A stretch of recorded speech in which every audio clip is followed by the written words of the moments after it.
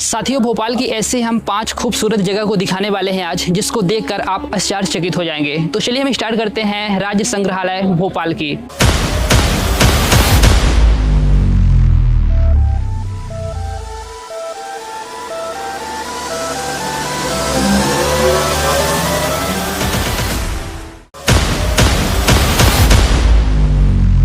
साथियों, भोपाल के हम बड़ा तालाब के किनारे आ चुके हैं, जहां हम आपको दिखाएंगे लेक व्यू का पॉइंट। अभी शाम का समय हो चुका है और यहाँ की जो सौंदर्यता है तो वो बहुत ही सुंदर दिख रही है। आपको हम पूरा ड्राइविंग करके भी दिखाएंगे, जो आपको पनडुब्बी से हम ड्राइविंग करेंगे और उसका आनंद भी पूरा जैसे आएगा वैसे मैं पूरा आपको दिखाने वाला हूँ। आप अंत तक बने रहिए।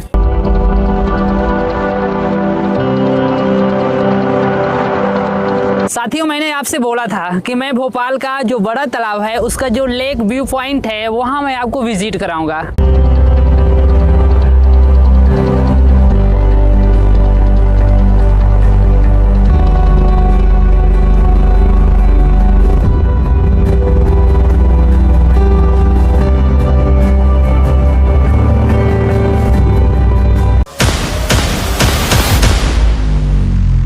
साथियों, आज मैं आया हूं मनुआ भान टेकरी पहाड़ी, यानी भोपाल का जो सबसे लार्जेस्ट पॉइंट है। इसकी ऊंचाई जो है तो लगभग 550 मीटर यानी 1300 फीट के आसपास है। ये भोपाल का जो है तो यहाँ से पूरा नज़ारा दिखता है। भोपाल से हम देख रहे हैं कि कुछ क्षेत्र में हमको तालाब नहीं दिख रहे हैं। यहाँ इससे ये मतलब है कि यहाँ ज़्यादा क्षेत्र में तालाब हो सकते हैं।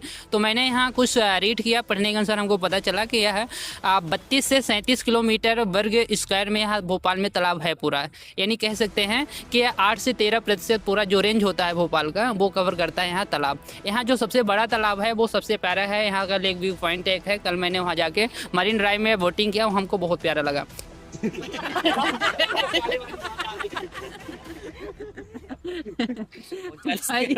टॉपिक क्या है कुछ पता नहीं चल रहा, हंसने वाला टॉपिक है क्या?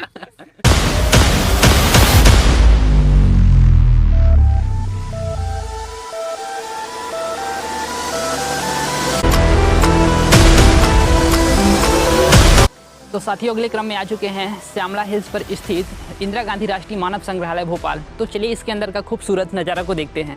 तो इसके अंदर का पहले क्रम में दिखाएंगे हम आपको ट्राइबल हैबिटेट, जनजाति आवास। चलिए एंटर करते हैं अब। तो असम राज्य का दीमा हसाओ जो जिला है वहाँ की एक कम्युनिटी है जेमी नागा। वहाँ के जो लोग हैं युवा, उनका कैसे यहाँ पास घर होता है उसकी यहाँ पास एक बनाई गई है कॉपी। तो हम अंदर चल के दिखाते हैं आपको कि वो लोग कैसे सामान का यूज़ करते हैं, उन लोग का कैसे सामान रहता है। और उन लोगों का घर जो है तो कुछ इस प्रकार से रहता है। यहाँ पास देखेंगे कि वो बैल की जो सींग है वो रखी हुई है और इधर साइड उनके कुछ वस्तु जो होते हैं ये तो पीठ में कंधे में यहाँ टांग के चलते हैं कोई सामान को रखने के लिए। और ये टोकरी है। इस प्रकार से उनकी सामग्री रहती हैं और इस प्रकार से कुछ घर रहते हैं। ये जो पूरा बनाया गया है, डिज़ाइन किया गया है, ये बम्बू से बनाया गया है। ऊपर की लेयर होती है उसको छील के ये पूरा बनाया गया है। तो इस प्रकार के असम में लोगों की कुटिया रहती है। अगले क्रम में मिजोरम राज्य की जो मिजो जनजाति होती है, यह आइजोल क्षेत्र में पाई जाती है। उन लोग का जो आवास होता है कुछ इस प्रकार से होता है। यह एक प्रकार का युवा गृह है। युवा गृह का मतलब ये होता है कि वहाँ अपने शिक्षण संस्थान वो सैन्य स्किल डेवलप करते हैं। तो वो लोग का जो स्थान होता है, घर होता है, तो कुछ इस प्रकार से होता है। यह पूर्ण रूप से बम्बू यानी बांस से बनाया गया है। मैं यहाँ पास अभी चढ़ रहा हूँ तो ये थोड़ा ऊपर नीचे हो रहा है, यानी ये बहुत हल्के होते हैं। वहाँ की दिक्कत ये है हल्का बनाने की या बांस की बनाने की, वहाँ ज़्यादातर बाढ़ क्षेत्र होता है ताकि घर को ज़्यादा महंगा ना बना सकें, बाढ़ में वो एक जगह से दूसरी जगह जा सकें, इसलिए वो नॉर्मली कुटिया तैयार करते हैं। तो ये बांस से पूरा तैयार किया गया है और बहुत सुंदर लग रहा है। ये मिजोरम का एक छोटा सा पार्ट है। तो लकड़ी से निर्मित यह एक मकान है। इसके अंदर की हम पूरी विशेषता और स्ट्रक्चर को दिखाने वाले हैं। आइए हम चलते हैं और आपको दिखाते हैं कि कितना अच्छा डिज़ाइन किया गया है। ये पूर्ण रूप से काला कलर का है और ऊपर से यहाँ अंधेरा है। तो यहाँ हम तो दिखेंगे नहीं, क्योंकि मैं भी एक प्रकार से काला ही व्यक्ति हूँ, हालांकि इसीलिए मैं व्हाइट से टी शर्ट पहना हूँ। फिर मैं आपको लाइट जला के यहाँ दिखाने वाला हूँ। पूर्ण रूप से अंधेरा है। ऐसे होती है मिजोरम जो मिजो जनजाति होती हैं उनका जो घर होता है, उनके जो यहाँ पास कुछ इक्विपमेंट है, उपकरण है, वस्तुएं हैं, तो इन सब का यूज़ करते हैं। ये तो योखली है, इसको मैंने पुस्तक में देखा था। और यहाँ पास कुछ चीज़ें हैं आपका, ये हमको ज़्यादा समझ में नहीं आ रहा क्या चीज़ें हैं, सॉरी नुकसान भी नहीं करना चाहते। ये चूल्हा है खाना बनाने के लिए लकड़ी का, और ये ऊपर पाटा है जो कुछ सामान को रखने के लिए, दूध दही हो गया, खाना हो गया। तो इस प्रकार से कुछ उन लोग का रहता है खाना वाना बनाने का। और ये सीढ़ी है, आप देख रहे हैं ना, लकड़ी से सीढ़ी बनाया हुआ है। सेकंड फ्लोर पे जाना हो वहाँ तो इस सीढ़ी की सहायता से ऊपर जाते हैं। इस प्रकार से पूर्ण रूप से लकड़ी से तैयार किया गया है घर, और एकदम एक काला है और ये मजबूत भी है, एकदम मजबूत है। तो इस प्रकार से उधर पूर्वोत्तर क्षेत्र के जो लोग होते हैं, कम्युनिटी होती है, तो इस प्रकार से घर तैयार करते हैं। कैसे लगा आप बताइएगा। अरुणाचल प्रदेश में कुछ इस प्रकार से घर पाए जाते हैं। चलिए इसको हम पूरी तरह से दिखाते हैं आपको। अरुणाचल प्रदेश की जो राजधानी है ईटानगर, लेकिन उस क्षेत्र में कुछ पश्चिम जो सियांग जिला है, उस क्षेत्र में एक गालो जनजाति पाई जाती है। गालो जनजाति कुछ इस प्रकार से उनका घर रहता है। ये घर पूर्ण रूप से बम्बू से निर्मित है, यानी बांस से निर्मित है। यह बहुत हल्का होता है और बहुत टिकाऊ मजबूत होता है। उन लोग की यह एक हम बालकनी दिखाने वाले हैं आपको, कि जैसे आप अपने घर में टेरेस को देखते होंगे कि यहाँ से पूरा नज़ारा हम देखें अपने पूरे इस पहाड़ का और इस जंगल का, तो इस प्रकार से देखने के लिए इन लोग का ये होता है बालकनी छोटी सी। और आपको हम अंदर दिखाते हैं, इनका कितना अच्छा रूम है भाई, 2 BH जैसे आप उन लोग घर में बनवाते हैं ना, कुछ उस प्रकार से इन लोग का रूम है। ये पूरी तरह से लकड़ी से निर्मित है, आप देख रहे हैं ना, इतना मजबूत है कि कई बरसों तक ये चलता है। लेकिन हम लोग ऐसे कुछ बना नहीं पाते तो 1 वर्ष भी नहीं चल पाता। आप देखिए, आपको जो हम महत्वपूर्ण चीज़ दिखाने वाले हैं, यह इसका जो पूरा फर्श है ये भी पूरा बांस से है।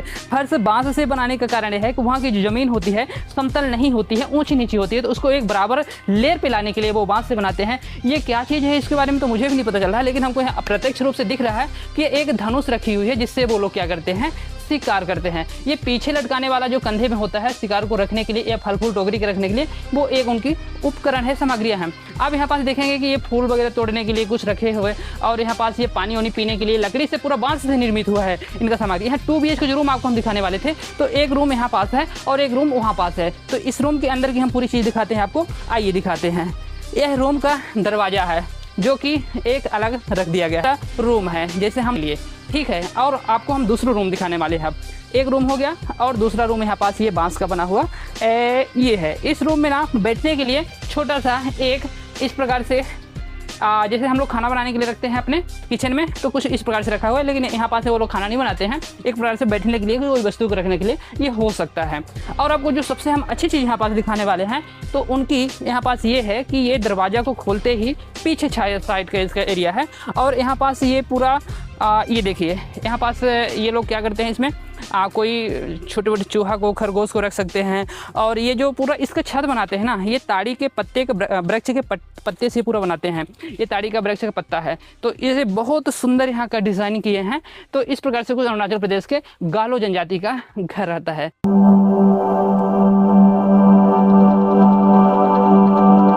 हम आ चुके हैं एक छोटी सी कुटिया में, जहाँ की जनजाति रहती है बांकुरा। बांकुरा जनजातियों का घर इस प्रकार से रहता था, बहुत ही प्यारा घर रहता था, जो कि अब इस टाइम में कोई और शहर में रहने वाले व्यक्ति बना ही नहीं सकते ऐसे घर। क्योंकि पहले की जो डिज़ाइनिंग होती थी विदाउट सिविल इंजीनियर के डिज़ाइन इतना बेहतर करते थे, इतना सुंदर नक्काशी करते थे कि आप देख के आश्चर्यचकित हो जाएंगे। चलिए हम दिखाते हैं आपको। ये है कुछ इस प्रकार से सामान रखने की चीज़ें, जैसे दूध वगैरह रख के यहाँ पास ढक देते थे। और यहाँ पास ये है लकड़ी से निर्मित कोई सामग्रियाँ, ऐसे में सामान को रखा जाता था। आपको हम अब बहुत खूब सुंदर चीज़ दिखाने वाले। चलिए आइए फटाफट जल्दी, कम यार। ऐसे घर आप बिल्कुल देखे ही नहीं होंगे। पश्चिम बंगाल होंगे तभी आप देखे होंगे, अदरवाइज आप गांव से होंगे तभी देखे होंगे। लाइट को जलाइए थोड़ा सा, मैं आपको दिखाता हूँ सुंदर सुंदर नज़ारे।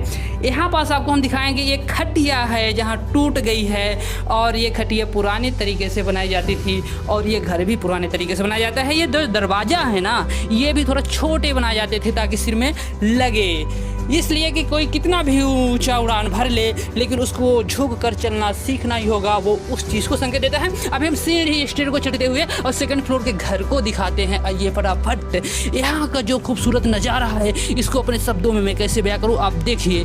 यहाँ पास एक विंडो है, यहाँ से कोई खेती को देखना होता था, कोई पशु चिड़िया, कोई सामान को, तो यहाँ सुंदर शीतल वायु शुद्ध प्रकृति की आती है, और यहाँ खूबसूरत नज़ारा है।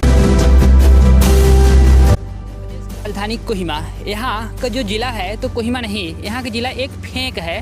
तो वहाँ की जो जनजाति है, तो उस जनजाति चाखे सांग नागा की जो जनजाति है, तो उनका जो घर है तो उन घर को हम दिखाने वाले हैं। इस अमीर वाले घर को कहते हैं कुनेमी जोथेमी चे, यानी अमीर का घर। तो अमीर का घर कुछ इस प्रकार से होता है जो आपको दिख रहा होगा। तो यहाँ पास लटके हुए हैं कुछ मृत जानवर और पशुओं के यहाँ पास कुछ कंकाल। तो इस कंकाल से तात्पर्य है कि ये बहुत बड़े बड़े मात्रा में यह कंकाल है, उसके सिर हैं। तो ये कह सकते हैं कि वहाँ की जो जनजाति होती है तो हर पशुओं को खा लेती है, पक्षियों को खा लेती है, यहाँ तक कि कई बार मानव को भी खा जाती है। मैं आपको दिखाऊंगा, यहाँ पास बंदरों के कुछ कंकाल रखे हुए हैं। यहाँ पास बंदर तक को नहीं छोड़ते हैं, तक कि जहरीले सर्प को भी खा जाते हैं लोग।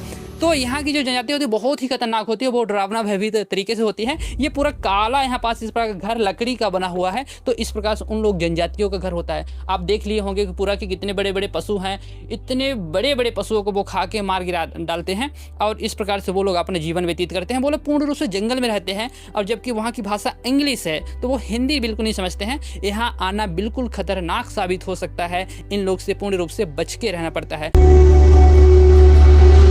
अब हम देखेंगे पारंपरिक तकनीकी उद्यान यानी ट्रेडिशनल टेक्नोलॉजी पार्क। इसके अंदर क्या क्या सारी चीज़ें हैं उसको हम कवर करते हैं।